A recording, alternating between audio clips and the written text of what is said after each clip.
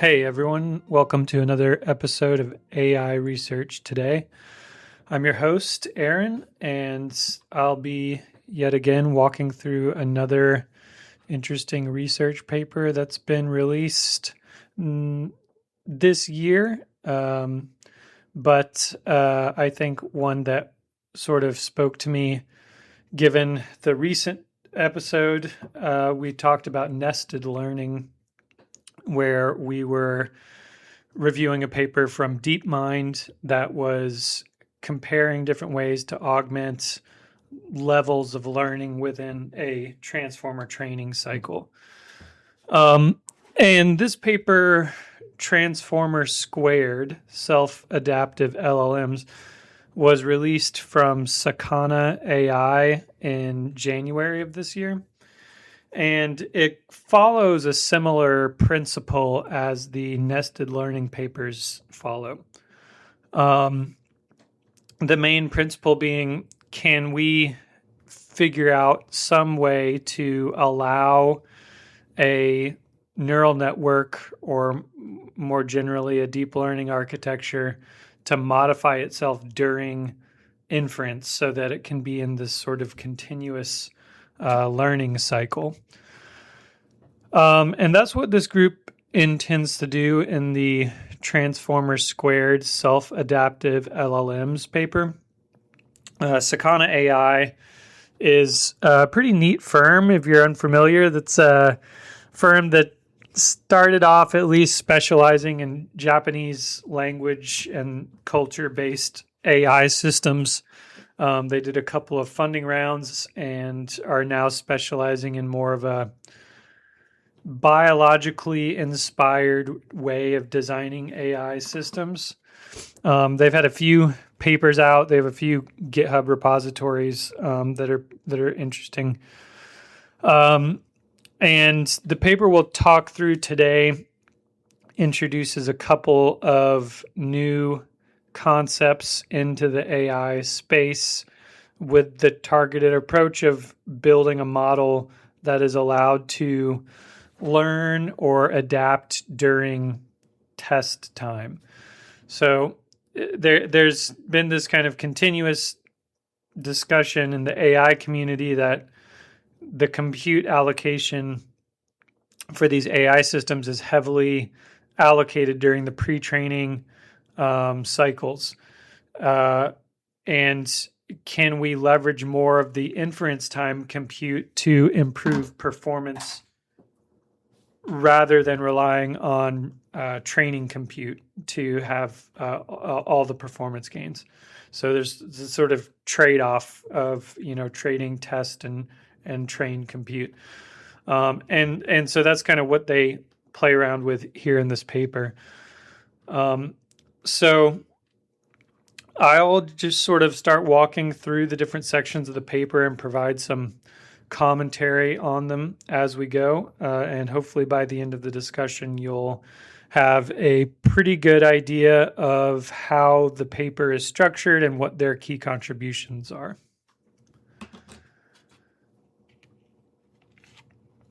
So I'm sure a lot of you are familiar with LoRA fine-tuning. LoRA fine-tuning is just initializing a low-rank decomposition of a weight matrix and then tuning that low-rank decomposition, applying it as an adapter on top of the existing weight matrix, and that kind of forms your fine-tuning update.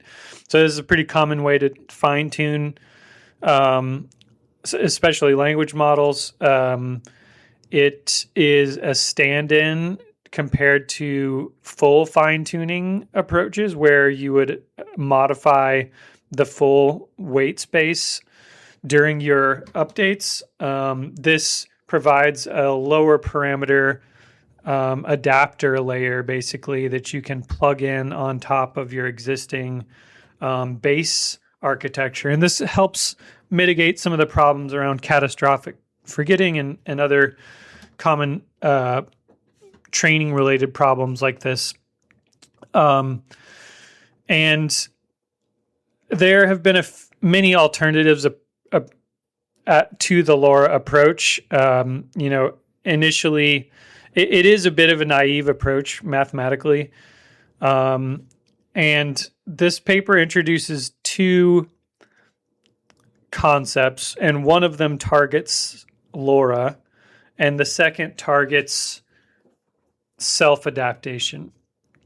And so the trend, I guess, or at least there have been a couple of papers now that have explored using more of a singular value decomposition as opposed to randomly initialized low rank representations of some architecture's weight matrix.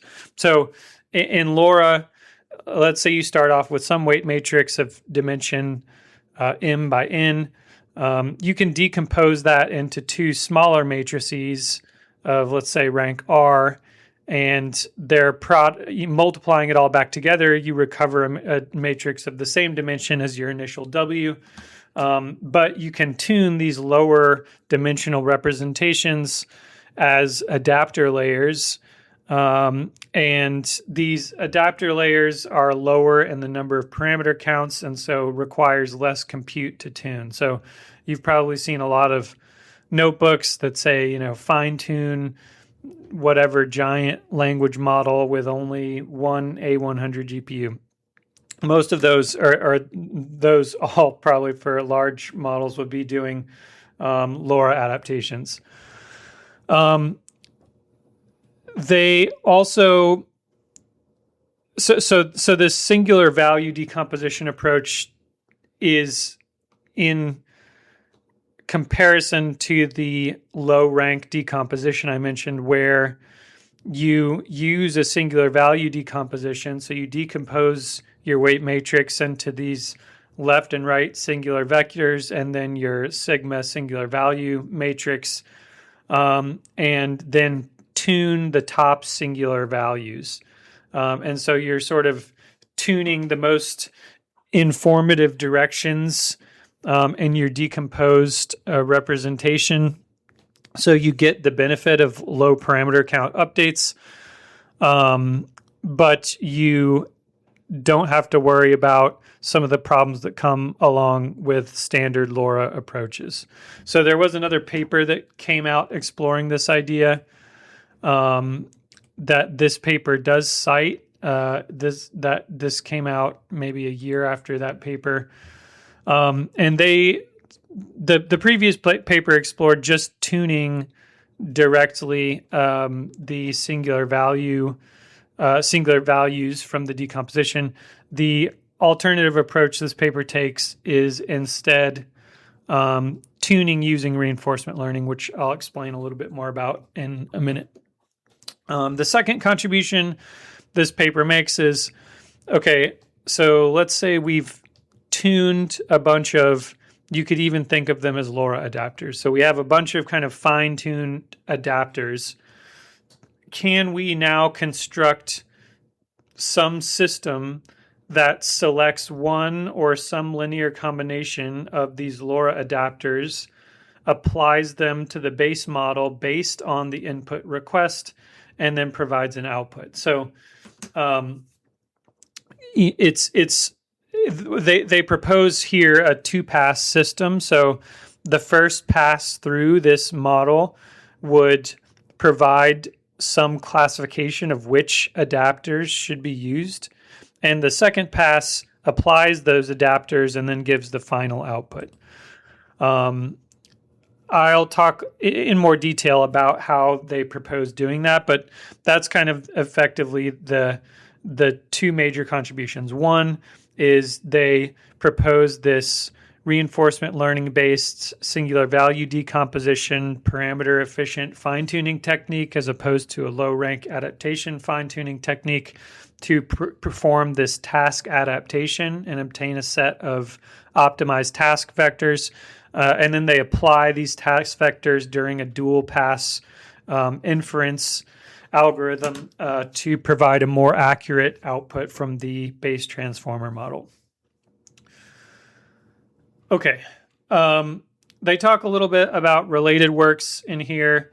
I probably won't spend too much time, but they do liken the approach to a mixture of experts, although it is a different overall architecture. And they also call out contributions from singular value decomposition fine-tuning, which has been released in a couple of prior papers, but the prior approaches are not using reinforcement learning to tune these vectors. So a couple of preliminaries that they go through. So one is the singular value composition, and two is something called the cross entropy method. So singular value decomposition. Let's say we have a weight matrix of dimension n by m. We can decompose this into three components. So U, sigma, and V transpose. These matrices have dimensions. You won't be able to keep track if I just read off the dimensions, listening to a podcast. But these matrices effectively pull out orthogonal representations of the input and output space of some operator, in this case, W.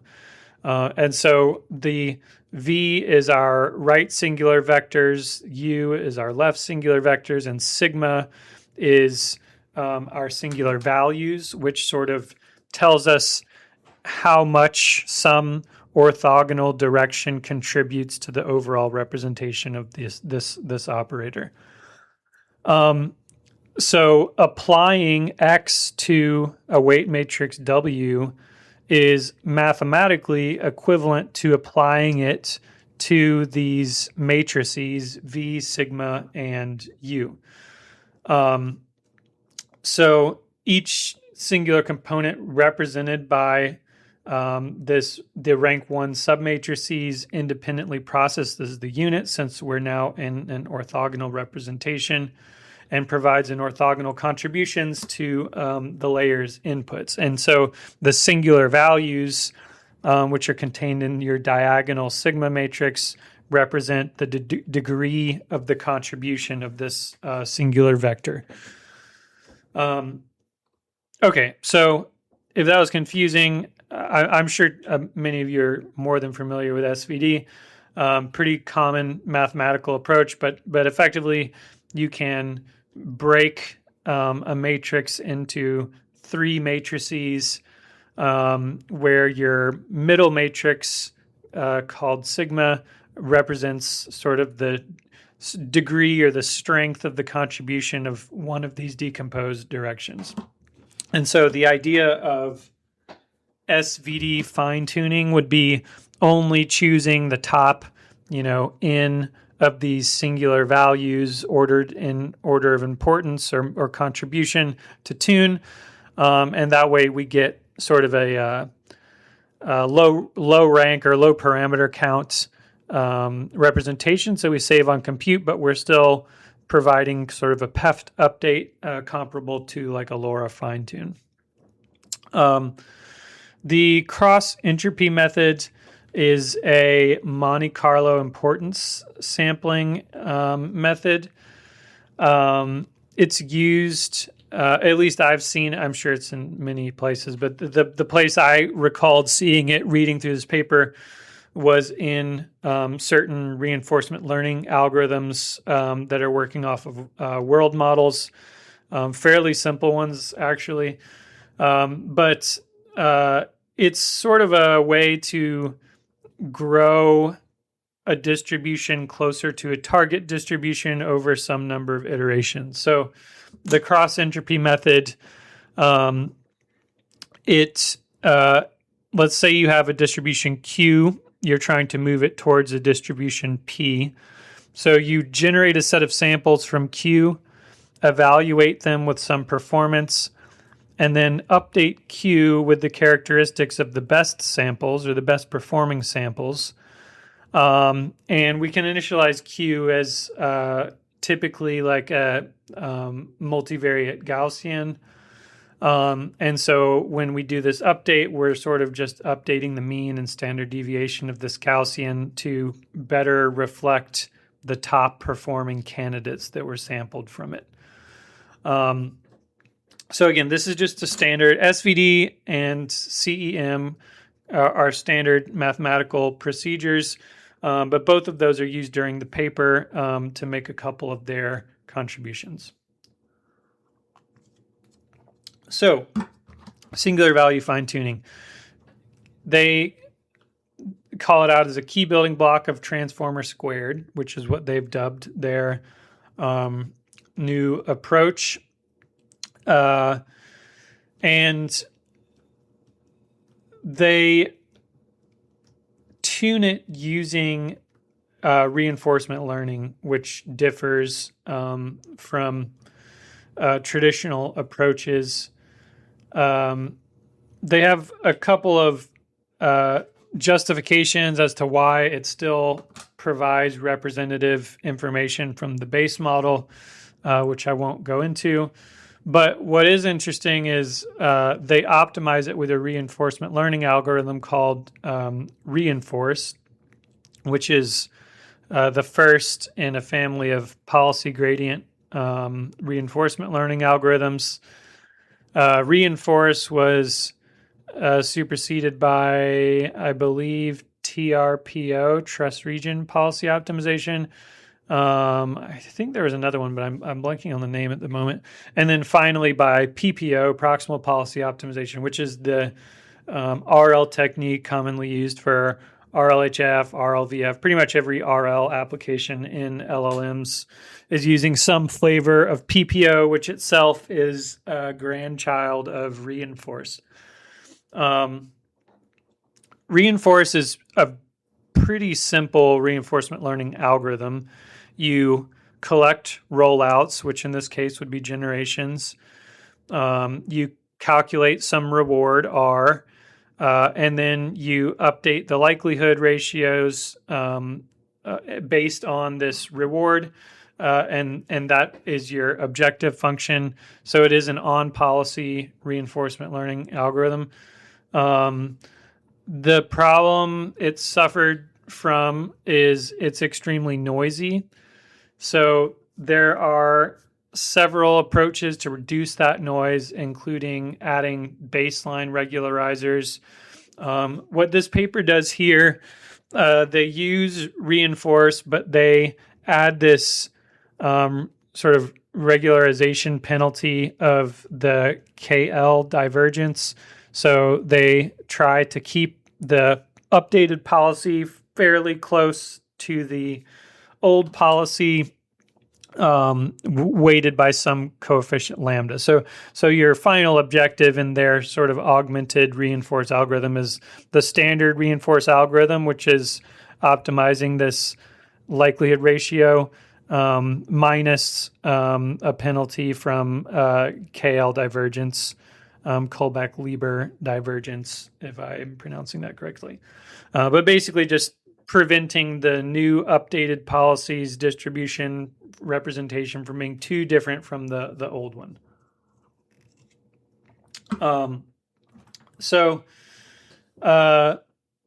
They do have unitary reward-based correctness, which is interesting. I didn't see in the paper the set of specific tasks they're tuning it on, but I mean, the presence of a unitary reward indicates to me that this really is only applicable to RLVF type scenarios. So, a verifiable reward type objective, which would be like a coding objective or a math objective more specifically, where there's a defined right or wrong answer. It seems much harder to adapt this to, like, say, creative writing. I mean, I guess you could come up with some sort of yes or no criteria for that. They don't go too much into the reward criteria, maybe in the appendices, but at least in the main paper don't discuss too much. But nonetheless, we have this reward, binary reward, -1 or 1, depending on whether the answer is correct or not.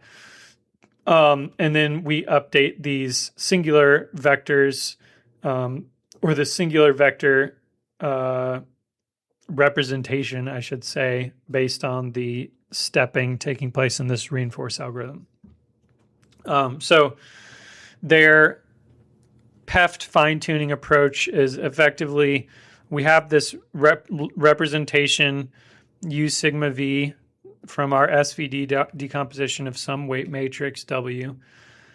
And we're going to initialize some new vector, Z, they call it, and it'll be of the same dimension as the number of singular values in sigma. And we're going to tune this Z adapter that adapts each dimension of the underlying singular values in the sigma matrix based on the task at hand. And we're going to make those updates or determine how to update Z from its initialization using this reinforced algorithm. Okay. So we now have, let's say we have this set of task vectors, Z. So we have one task vector for each task in our fine-tuning set.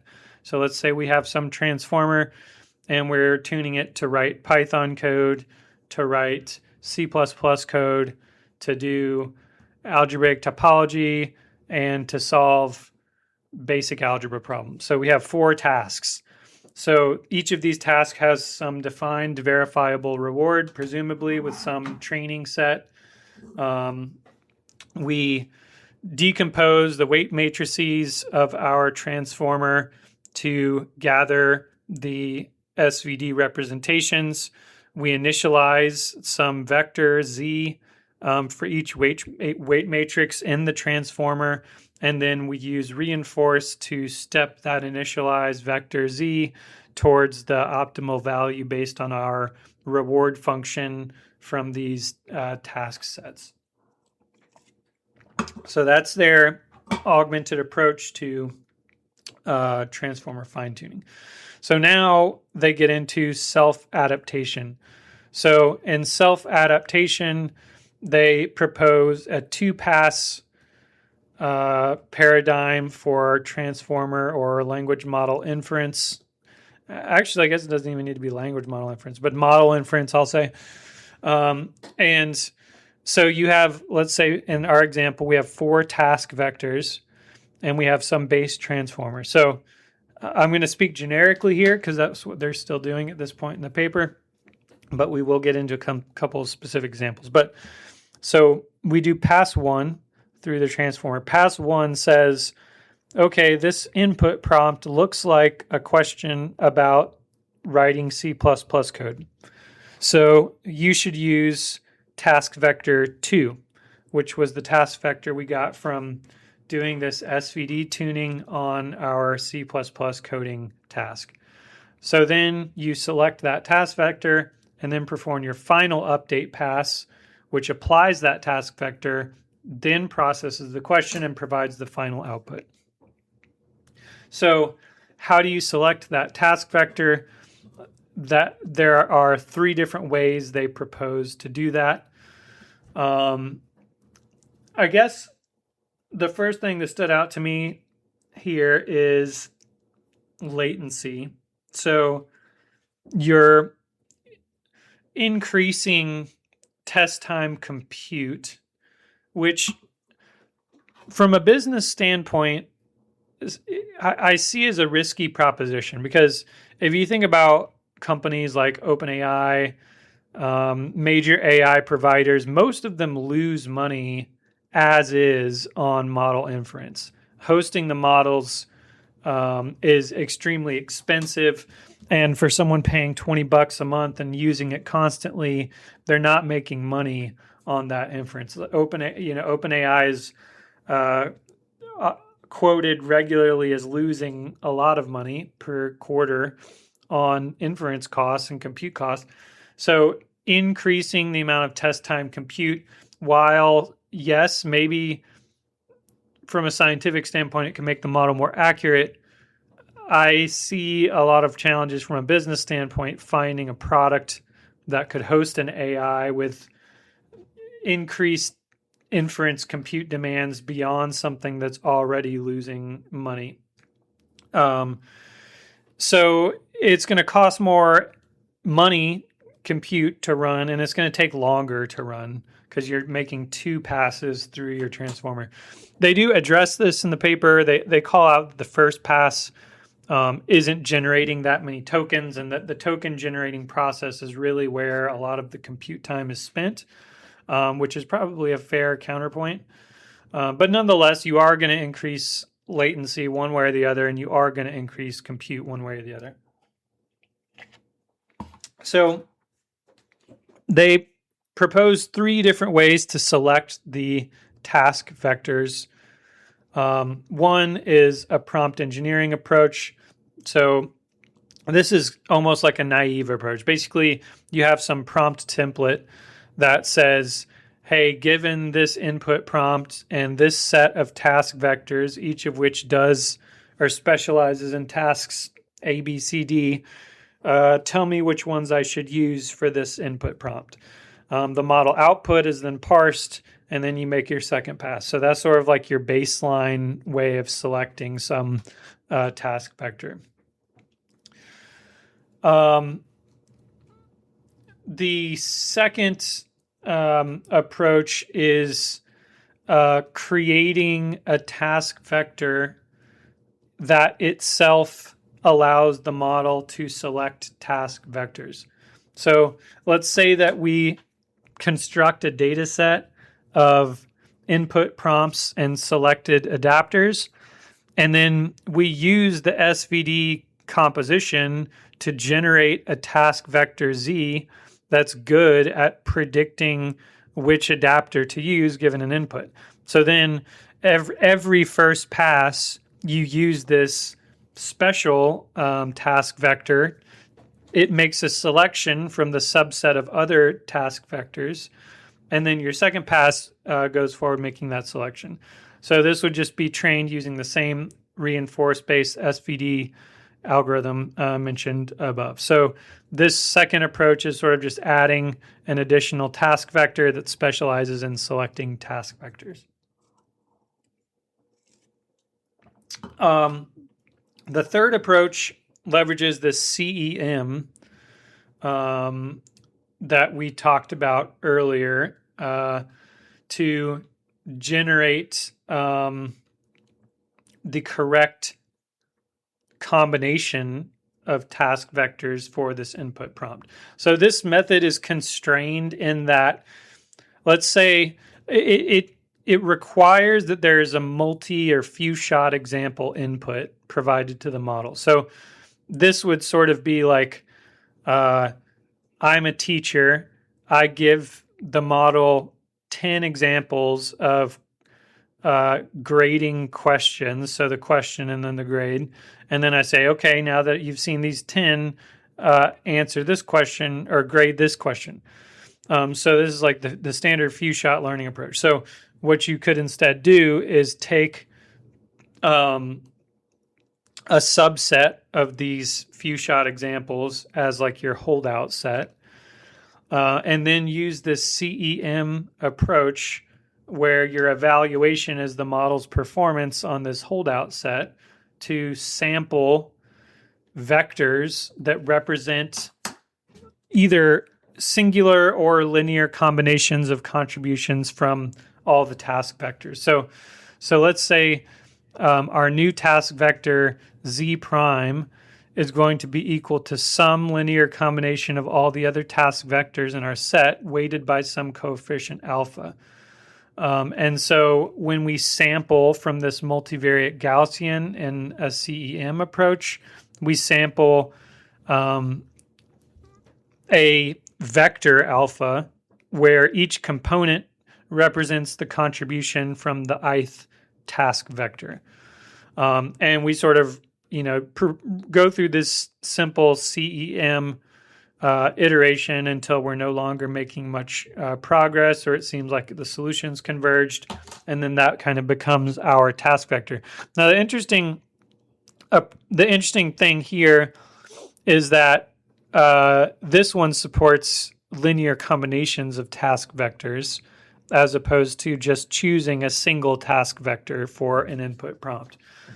The downside, obviously, is that now we've already increased compute and latency, and now we're also introducing a requirement that there's multiple examples provided for each input prompt.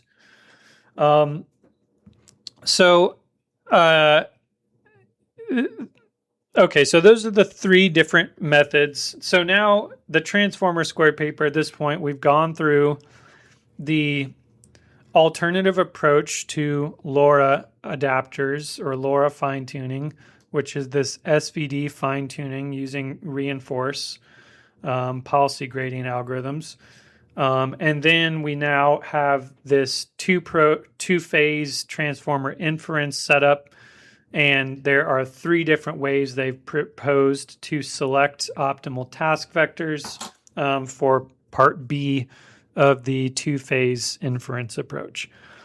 One of them super simple, the prompt engineering, increasing in complexity up to the CEM, which adds some additional requirements around number of input examples. So they do then provide some experimental results. They test this across Llama 8B, Mistral 7B, Llama 70B. They first compare this SVD approach to standard LoRA for three different task sets. The SVD performs significantly better than LoRA or comparable to LoRA on all tasks. They then go into this augmented transformer inference approach, and they compare just using a LoRA to using a transformer squared with each of the three setups they suggest. The few shot expert seems to do best, which is this one with the CEM optimization baked in. In fact, it does best on pretty much all of the tasks. But of course, you are constrained with the need to run an actual optimization during inference. But nonetheless, it is providing top performance. They also go through some confusion matrices on classifications. So they look at, given each of these three task vector selection algorithms, which ones basically compare it like you would a classification model to see which one selects task vectors correctly and which ones don't. You can compare false positives and negatives, etc.